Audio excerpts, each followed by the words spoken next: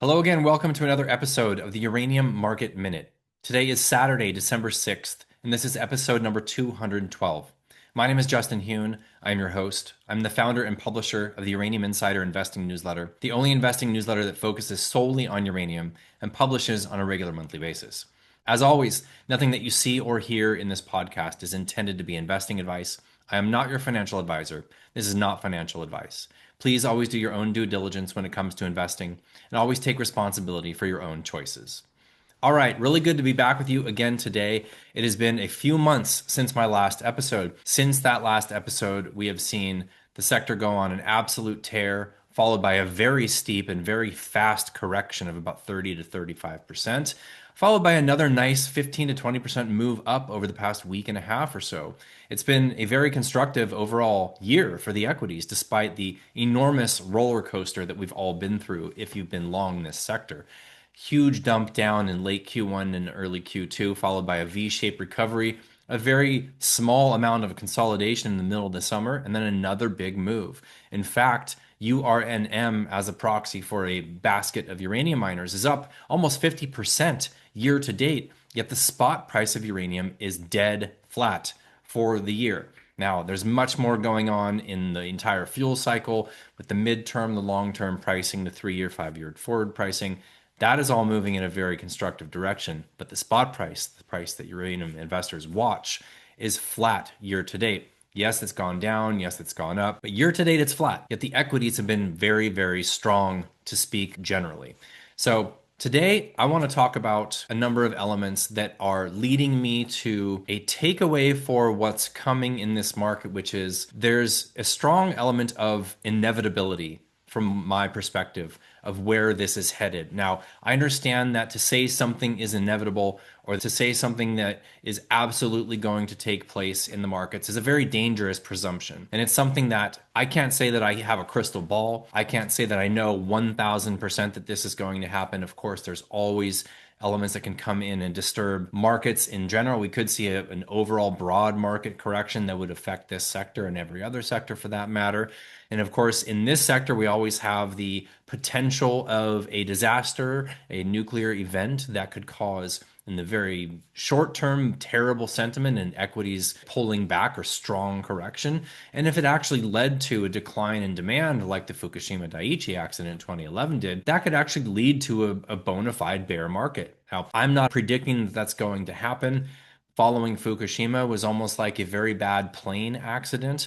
With that accident, where the entire industry did a gut check, shored up safety protocols. We're not expecting that we will see that, but that is always looming there. And that's one of those things that makes the sector so volatile. But barring that, looking at the demand picture, looking at the contract terms that the legacy producers and the long time primary producers are desiring, and the way that the utilities have been procuring uranium is leading me to believe that there is a certain inevitability to what is coming for this market. So on that note, let's dive into what I'm seeing and what I'm thinking about here that is forming this opinion of mine that we have a certain uranium market inevitability coming. First of all, let's put some historical context. Abundant, inexpensive uranium has been the reality for nuclear utility fuel buyers basically for their entire careers. And we'll get into some points of why that is and why that was in just a moment here. First, I want to credit this inflation adjusted chart price graph was put together by @NuclearDorito on X. This is a great chart, very, very helpful to view kind of the present pricing environment. And he was showing this early 2004 when the price went over $100 a pound, but basically we're at $75 here. Huge price spikes, long periods of consolidation. Oftentimes those price spikes, historically speaking, have been driven by not only a rapid expansion of demand and growth of nuclear at the time, but also by the incredibly slow process of supply responding to incentive pricing. But either way, you're a nuclear utility fuel buyer. You're looking at this market here. It's very, very different from the market that they have seen over their entire careers. And what has their experience been for the last 10, 20, even 30 plus years? Abundant, inexpensive uranium everywhere, all the time, with very, very few exceptions. And honestly, if you go back the last 40 years, the only exception to that, besides right now, was 06, 07 or 05 to 07. And if you ask a fuel buyer what happened back then, yes, the Chinese were signing very large contracts for a couple of years, but really what happened in their estimation was a couple of exogenous events, a couple of mine floods, and then you also had financialization of the sector with hedge funds buying uranium and then the inception of Uranium Participation Corporation, which was taken over by SPUT a few years back, the Sprott Physical Uranium Trust. But either way, besides that very, very brief period of time, and right now, their entire career was blessed, for lack of a better word, with abundant, inexpensive uranium. You had megatons to megawatts, 20 years of 20 million pounds a year that went from the Russians down blending decommissioned warheads and high enriched uranium inventories and sending that to the United States as low enriched uranium, the equivalent of 20 million pounds a year for 20 years. And of course, the big spike in the huge historic bull market that happened for uranium 04 to 07 happened while the US was still receiving 20 million pounds a year from Russian downblending. That program ended in 2013. There's nothing similar happening now. There's nothing similar on the table. Huge amount of secondary supply from MTMW, not here any longer. Kazatomprom formed in 1997, rapid production growth from a few million pounds a year to almost 70 million pounds in 2016. Now they've tapered off from that high point in 2016. They're ever so slowly starting to ramp production again, but of course we're in an entirely different environment here. In 2016, Kazatomprom's production was 42% of global demand. Now it's about 33, 34% of global demand, still by far the biggest player. During that period of time, of course, we had inventories coming from the Japanese, which is the next point here, post-Fukushima collapse. Japanese inventory sales, abundant spot market pounds, carry trades, and cheap fixed price contracts. If you were going out to buy uranium in the 20 teens, not only could you buy some inventory coming from the Japanese, there was so much uranium in the spot market, not only from the Japanese inventory sales, but from Kazatomprom and from other entities. BHP used to be a pure spot market seller. You had the French selling in spot, you had the Russians selling in spot. There was uranium everywhere. Carry trades. So if you wanted to go out a few years and procure a little bit of uranium in the midterm, you could do so with a trader all day long, and the trader would buy that material in spot. They would add cost of capital, very low cost of carry, cost of holding that material at a conversion facility. And you could sell that material back to the utility a few years down the road for a small profit. So the carry trades really did a lot to clean up the above ground mobile inventory of the mid to late 20 teens. And of course, if you did want to sign a contract with Kazatomprom, with Uranium One, with Orano, with Cameco, whoever it might be, what did you get in the 20 teens? You got fixed price contracts with massive flex provisions. So you might be offered a contract at $40 a pound fixed. And if you took the forward curve, that might have been a good deal for a period of 4, 5, 6, 7 years out in front of 2015. And then you had the option to flex up or down on that contract, sometimes 20 or even 30% of the quantity. So if you were buying 1 million pounds and the time for delivery came up, and let's say you signed that contract in 2017, 1 million pounds of delivery for 5 years starting in 2022, and you had a fixed price at $40 a pound. And some of these contracts were very similar to this that were signed in that period of time. 2022 comes along. You've got the option for 1 million pounds at $40 fixed. We've got 45 spot and 50 term or whatever it was at that time. I'm just throwing these prices out there, but you'll get the point. And you have the option to flex up on that quantity. You're going to do it all day long. So you can take that 1.3 instead of 1 million pounds at a fixed price when the market prices were a little bit higher. And of course, that element continues to play out in this market. Contracts signed 5, 4, 6 years ago that were mostly fixed and maybe partially referenced to the market, mostly fixed at a price that certainly was well below where the current market is. You're going to flex up all day long, and they are. So cheap fixed price contracts, abundant spot material. The material was everywhere and it was cheap. Secondary supply, besides megatons and megawatts that ended in 2013, besides those secondary supplies of inventories or megatons and megawatts, you had enrichment underfeeding and tails re-enrichment. And this is much more of a phenomenon in the 2000s than it was prior, when the enrichment technology changed from gas diffusion to gas centrifuge. And in gas centrifuge, when you build out the capacity to enrich, when demand drops off, instead of just shutting off those cylinders that are spinning the material, you keep them running, you take some tails material, you enrich it back up to natural uranium. So if the tails are 0.2, you'll enrich it back up to zero point 0.7 and sell it into the market as natural uranium UF6. If when demand drops off and you have a enrichment contract that dictates a certain amount of feed that you are going to be given from a utility, that's the material you're going to be enriching to produce the LEU that you're going to send back to the utility. If you have less demand than you expected when you signed that contract, you'll actually feed less of their material into the centrifuge and operate a lower tails assay than what was dictated in the contract. So if you sign a contract at 0.22 and you get that material and demand has dropped off for whatever reason, you've got some excess capacity. Instead of spinning at 0.22, you'll spin at 0.19. You'll need less feed, and you can take some of that extra feed and you can underfeed the centrifuge, sell the extra feed into the market. Enrichment underfeeding and tails re-enrichment globally was, and I say was because this has dropped off a cliff, around 25 million pounds a year of secondary supply up until just a couple of years ago. So right now we're having a little bit of underfeeding coming from the Russians primarily, maybe a little bit from the Chinese. The Western enrichers are not underfeeding. So this 25 million pounds from enrichment secondary supply is less than 10 million pounds a year right now. So let's fast forward to today. We have 70 reactors under construction right now. Half of those are in China, half of them are not in China. We are experiencing a full-on nuclear renaissance. 1 out of every 7 reactors has been life extended in the past 5 years globally. 1 out of every 7. The entire fleet in the United States is getting life extensions, every single operating reactor, in addition to the multiple restarts. Secondary supply drastically reduced. Already mentioned this ad nauseum. No Western underfeeding, no megatons and megawatts, barely any Japanese inventory left to be sold into the market. Supply constraints for the world's largest producers. All right, there's multiple examples of this.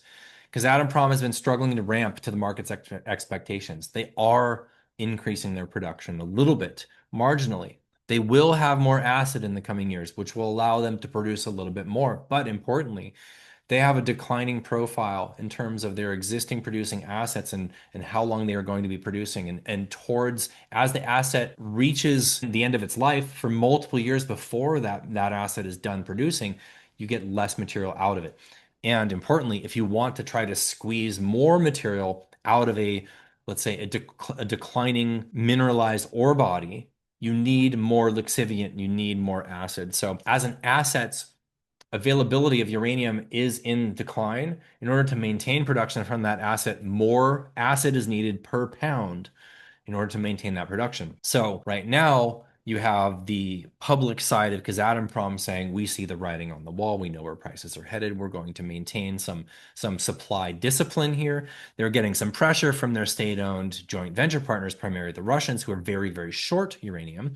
But either way, they're struggling to ramp to the market's expectations. What did the market expect them to be able to produce this year? 80 million pounds. Last year, they thought 2025 was going to be 80 million pounds. It's going to be closer to somewhere in the low 60s. It's going to come in on the low end in our estimation of that range. Now, again, they're going to be able to marginally increase their production for the next few years.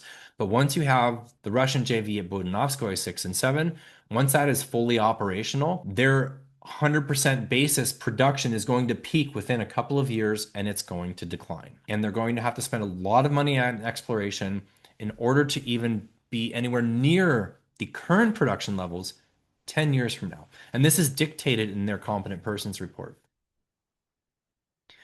Cameco has continued challenges at McArthur River, so their production is expected to be about 3 million pounds less this year from McArthur River. Sounds like they've gotten into a little bit of challenging geology at the next phase of that mine. Now, this mine is going to be operational at least until 2040. Either way, they're having some struggles now. They'll likely get through it, but mining is hard, even for one of the most respected, most consistent miners on the planet in terms of uranium. So they're having troubles there. Cigar Lake will be offline in 2035, 2036. And then, of course, I added here pipeline question mark. What does Cameco have that's going to take the place of these big mines? Cameco and Orano have these 2 very large mills in the eastern Athabasca. So something is likely going to replace the ore from Cigar Lake and McArthur River. We don't know what that's going to be yet. Either way, Kazatomprom, Cameco, not exactly smooth sailing. Orano has been booted from Niger. That was 5+ million pounds per year. They are not being allowed back to the Sommer deposit that they've been producing from since the 1970s. That's gone. Mongolia, that's a long shot. I'm not holding my breath for the French to get uranium out of Mongolia, which is conveniently sandwiched between Russia and China. EDF, of course, as the state-owned nuclear operator in France, is extending the lives of a lot of their fleet. They are building new reactors. So where is Orano's pipeline? Where's Orano's pipeline? They've got Cigar, going to be offline in 10 years, that they have a share of that production. They've got a share of MacArthur, that's off in 15 years. Out of Niger, Mongolia not happening. Okay, they bolstered their stake in Uzbekistan, which is going to be able to increase production 500,000 pounds a year for the next 10 years, maybe. They've got a huge pipeline issue, and their state-owned operator EDF is looking out into the 2040s and 2050s at the existing fleet and building new reactors. So Orano is going to have to step up and figure out their pipeline issue as well. This is something that is increasingly understood by the industry. Again, the Russians are short uranium feed. They've got a huge export book. They've got the biggest contribution of conversion and enrichment globally, but they don't have a lot of uranium, and they've got minimal domestic assets of uranium. Their best assets are the JVs in Kazakhstan, which is why they're pressuring for Budenovskoye to ramp so fast, but they're short. They are net buyers of UF6. They're net buyers. The biggest converter in the planet is a net buyer of UF6. Now we get to WNA's reference scenario from the fuel report of this year. Their demand in 2040, right? So what is their demand here? 150,000 tons, 150,000 tons. And where are we at right now in 2025? We're about 72,000 tons. So we've got a doubling of demand by 2040. Their forecast of 2040 demand 6 years ago in 2019, this is a 50% jump from that number.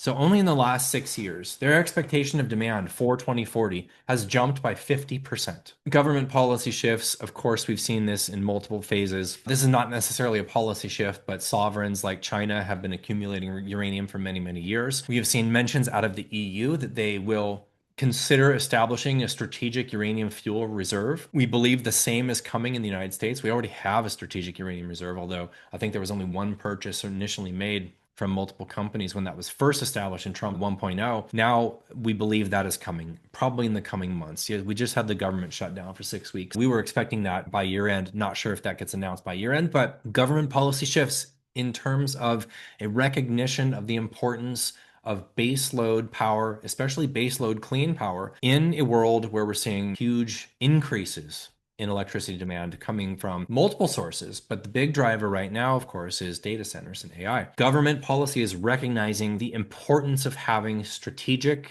secure baseload electricity. And any sort of government and sovereign stockpiling is an absolute right tail event that isn't included in anybody's demand models. New mine uncertainty. One of the only greenfield mines being built right now is Global Atomic's DASA, and we know that that has been capital starved, especially since the coup that happened in Niger 2 years ago. So that's one of the mines. Mining is hard even in the best jurisdictions. One of the big projects, of course, NextGen's Rook 1, the Arrow deposit, they are expecting permitting next year. They are stating that is going to be a 48-month development timeline with first production in basically 2031. And that's if everything goes right.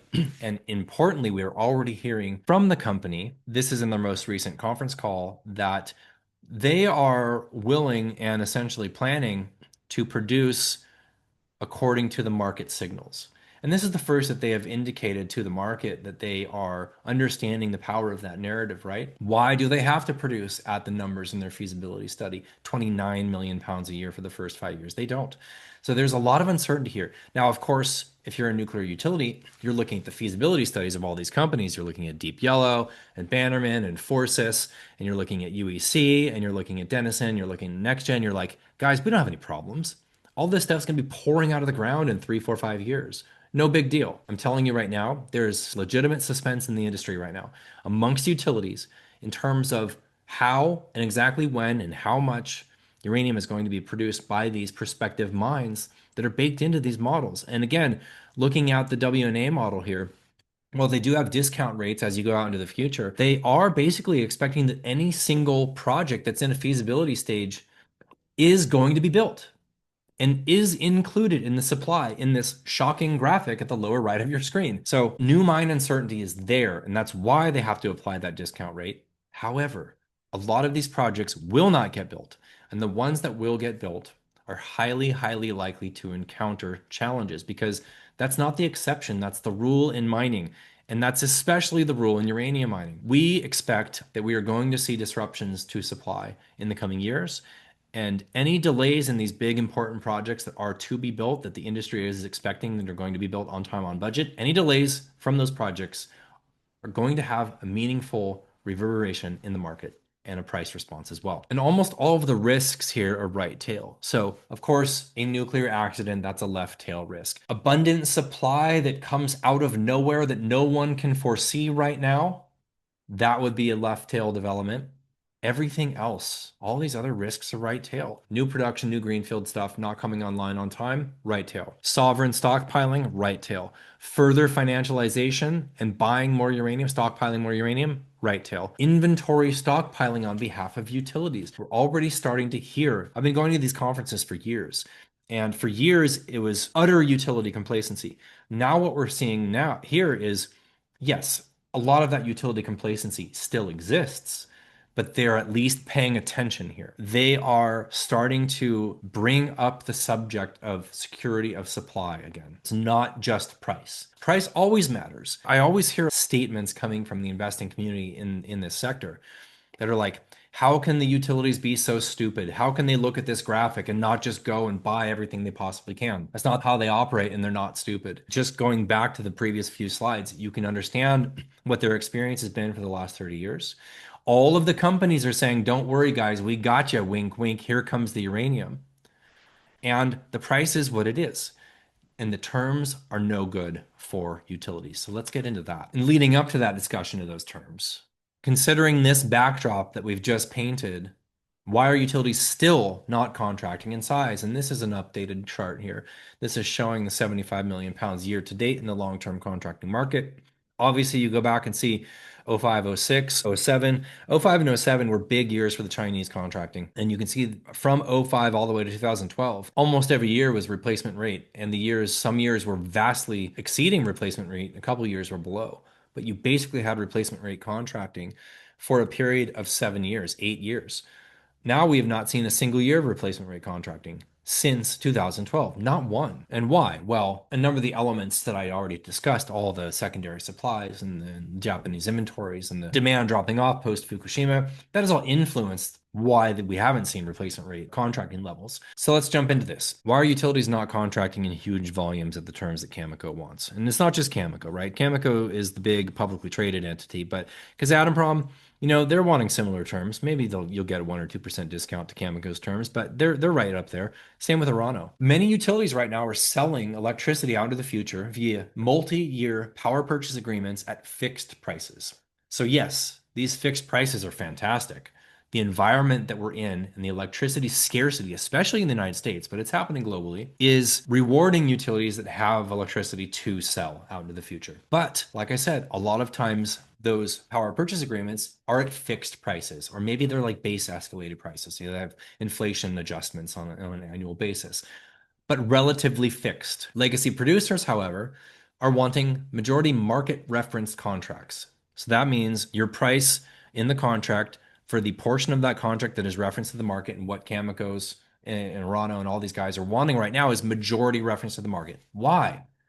Because they believe the price will be higher at the time of delivery and they want exposure to that. If a producer is concerned that we're going to have an oversupplied market and lower prices 5 years out when the utility is wanting that contract signed, they're going to sign fixed price contracts or base escalated. And that's not happening. Do you know why? Because they all know where the hell this is going. This is going much, much higher, and they want exposure to that. They want market reference contracts with floors and ceilings. Well, that's a problem for utilities. Why?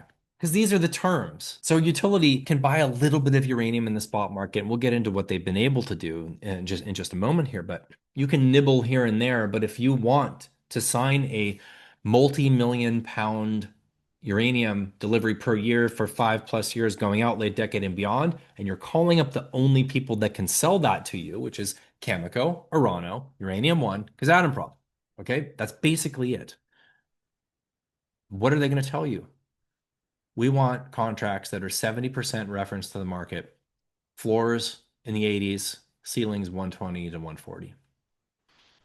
So think about that. Your utility. Let's use our example case here. You know what your revenue is going to be in 2030.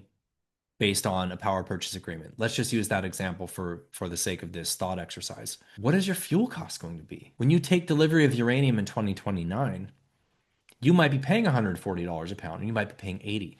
How the heck do you budget around that? You can't. You can't. It's impossible. This is the picture I'm trying to paint. And like I said, this isn't every single contract, this isn't every single entity, but I'm generalizing here because I have to in order to paint a picture of why utilities aren't stepping up and signing large volume long-term contracts. The short answer is the terms suck for them. The long answer is they'll have to pay them. So, what are they doing to avoid this? They're pulling on all other levers. They're flexing up those legacy contracts. I already talked about that. They're engaging in a lot of smaller midterm carry trades. We've really seen that pick up in the last month. And we saw some happening back in February, March into April, where you had the spread sufficient, the spot price was falling. You had the midterm price that was 15 bucks a pound or whatever higher. That's sufficient, even in a high interest rate environment, for a trader to buy that uranium, borrow the cash to do so, hold it for 3 years, deliver it to a utility, make a profit. And so that's happening right now, right? We've got a long-term printed price of $86 a pound from both reporters. We have a 3-year forward at 94 bucks and a 5-year forward at 99 and a spot price at 75. So carry trades are getting done right here. And we have seen a lot of utilities step into the midterm market in small volumes. In fact, we saw 20 something million pounds added to the long-term contracted number year to date over the past 3 weeks. Those contracts average 2 million pounds. These are carry trades, essentially. So utilities are stepping into the market. They're buying what they can at these prices.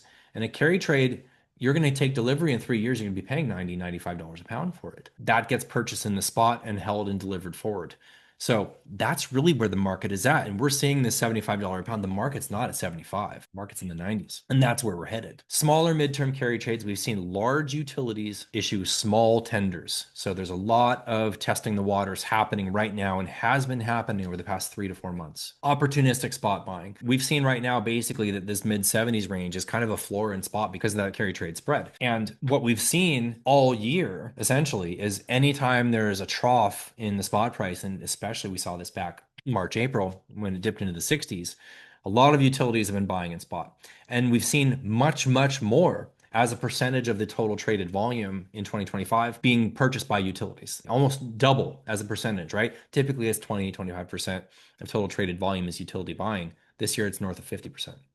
So they've been buying when the spot price dips. They've been buying carry trades. They've been flexing up on those legacy contracts. And to use that example again, here we are, 75 spot, 86 term. If you actually want to buy and have deliveries a few years out, you're paying in the 90s. But if you are being delivered on a contract that you signed 4 years ago with a 30% quantity flex, and the fixed portion of that contract was 50%, 60% of the contract at 40, 50 bucks, you're going to flex up all day long, all day long. So that is helping utilities to bolster inventories, allowing them to kick the can down the road a little bit further and not have to pay what Cameco and friends are asking. They've been buying a little bit of spot EUP.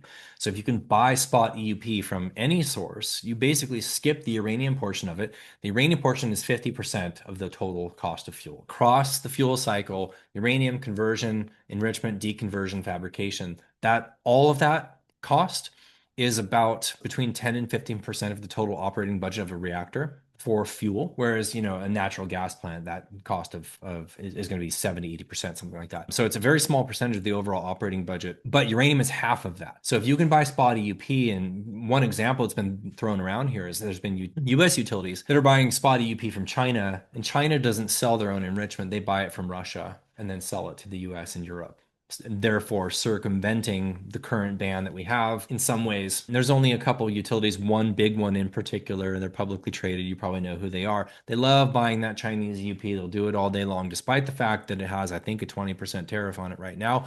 It's still cheaper than calling up Cameco and having to pay across the fuel cycle. So they're going to do what they can to nibble here and there. And the good news is, despite the fact that all of these levers are being pulled, we're still in a rising price environment across the fuel cycle. And importantly, long-term and the 3 and 5 year forward prices are moving up, and they're moving up steeply right now. And then, of course, secondary supply patchwork. It's not a lot, but there still is some there. Maybe 8 to 10 million pounds of underfeeding, tails re-enrichment, coming into the market from Russia, a little bit from China, maybe. A little bit of inventory sales, there's still a small amount being sold here and there from inventories. It's not huge. I mean, we're talking a couple million pounds a year, maybe. There's loans, there's swaps, all these kind of things, and they're just at the fringes of the overall volume of this market, but they are there, right? And so all of these elements will allow utilities to avoid that. Considering the terms that are desired by the major producers, and to reiterate, mostly, if not entirely, reference to the market at the time of delivery. Floor is about where we're at in the market price right now, which is $86 long-term, 75 spots. So floors are moving up. They're in the 80s now. Ceilings, 120, 130, 140. We've even heard from NextGen's contracts they announced almost a year ago that they were pushing 150 ceilings.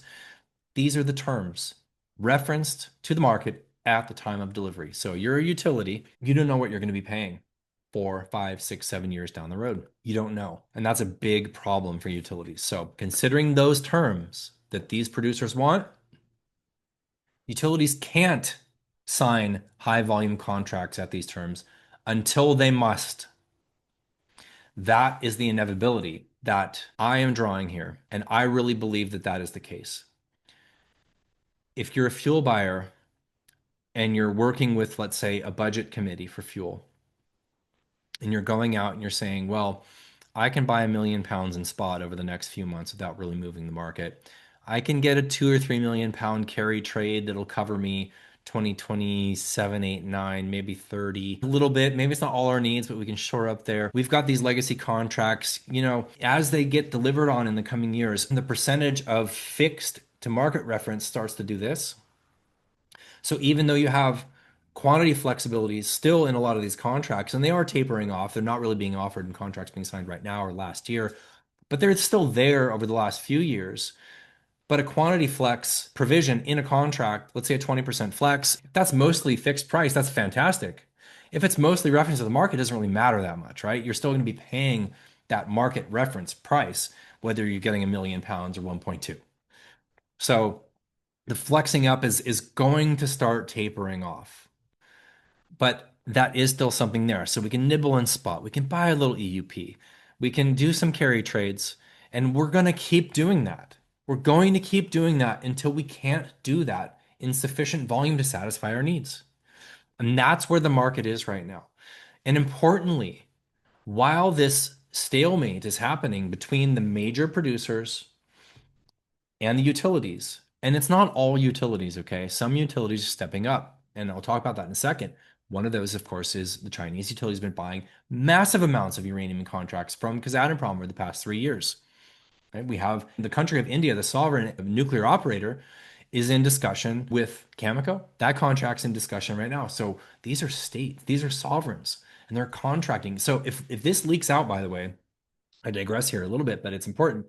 If this contract between India and Cameco leaks out that they are signed at the terms that Cameco has been proffering in these conference calls over the last 18 months, yeah, market price floors, way higher ceilings, mostly reference to the market. If India shows up and says, I'm your Huckleberry, and they're signing at those terms, expect a reaction from the utilities. They're going to keep doing this until they can't. And the important point I wanted to make is that even during this stalemate, we're seeing the prices continue to rise. Even though we're at 40% of replacement rate right now, 35 to 40% of replacement rate right now, year to date, the term price is up from 80 to 86. The 3-year forward and 5-year forward are up $10 as well.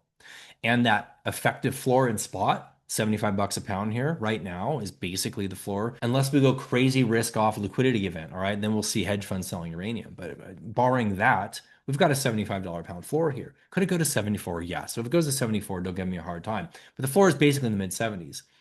That same effective floor, and when I'm saying effective floor, what I'm saying is that the midterm price and midterm demand for utilities dictates the spot floor because of carry trades. That was $10 a pound lower 7 months ago. So over the course of 7 months, and even really it's more like 5 or 6 months because that floor has been there a few months, that floor moved up from 64 to 75, a very good sign. And all of the signs are there that this physical market is moving in the right direction. So I think I'll wrap that there. I really wanted to paint you a picture going into the new year here is that what we're seeing in the physical market, especially in the midterm and long term, is exactly what we want to be seeing. And that these terms that the big producers want are so difficult for utilities to swallow, they're going to continue to do what they can to avoid it until they can't avoid it any longer. I understand why those terms are hard to swallow. It's impossible to budget around a market reference contract with a 75% difference between the floors and the ceilings. That's very, very difficult to budget around. But unfortunately for them, they're going to have to pay it.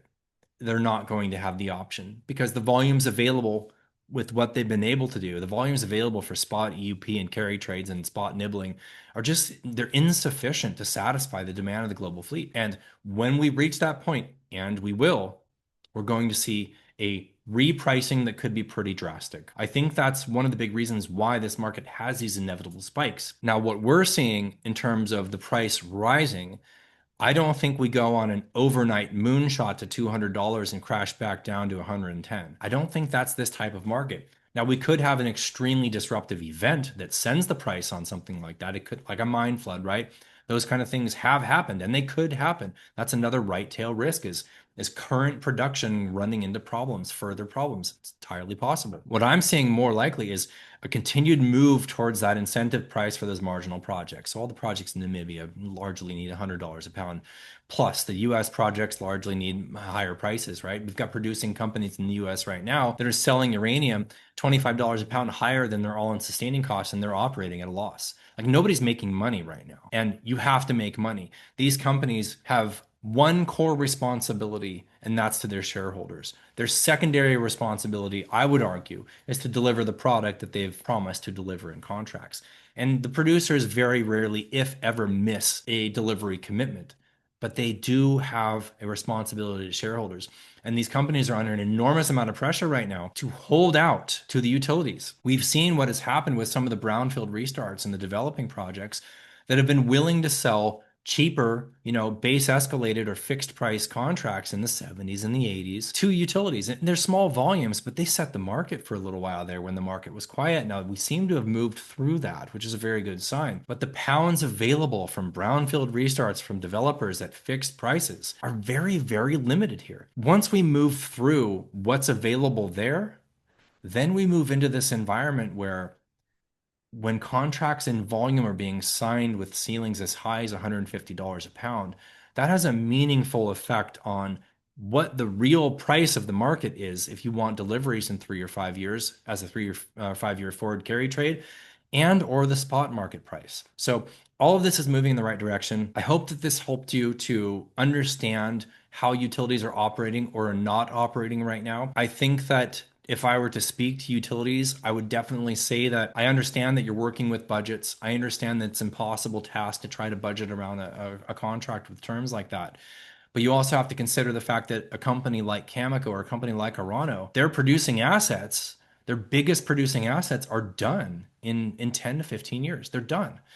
And they have to invest in a pipeline. So it's not just a feasibility study in an AISC. You have to look at the fully allocated cost of mining. Do you have to take into account the 15 years of pain that you just went through? You have to take into account the billions and billions and billions of dollars you're going to have to sink literally into the ground in order to replace the assets that are producing now. The AISC is basically bull. And it's a number that you can proffer and you can put on a feasibility study to try to get some estimation of NAV in order to make an assessment by the investing community. All right, when it comes to actual costs and actual difficulties of mining, the AISC is garbage. So you have to take that fully allocated cost into account. These companies have hundreds, if not thousands, of employees. They have to replace these assets, and they've got to do so during a period of time where even the very conservative price reporters and entities like WNA that are looking out 2035, 2040 going, guys, we have a major problem here. Demand is unbelievably de-risked. Energy demand is going through the roof. All of these reactors are getting life extended. These companies are going to have to replace these producing assets.